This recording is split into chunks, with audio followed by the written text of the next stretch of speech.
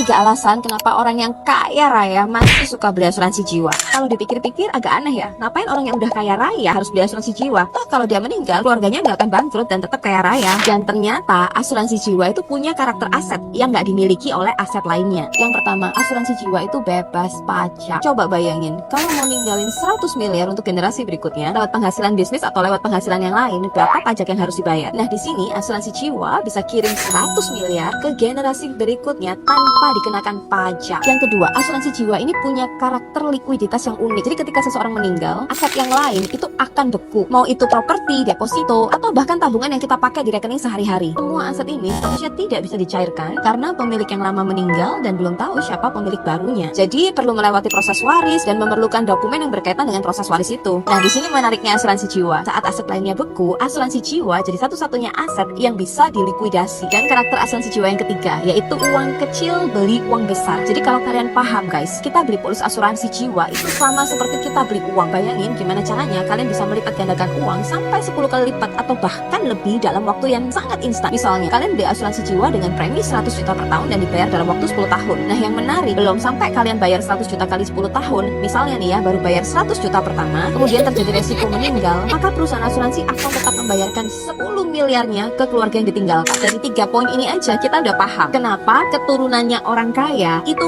makin kaya raya.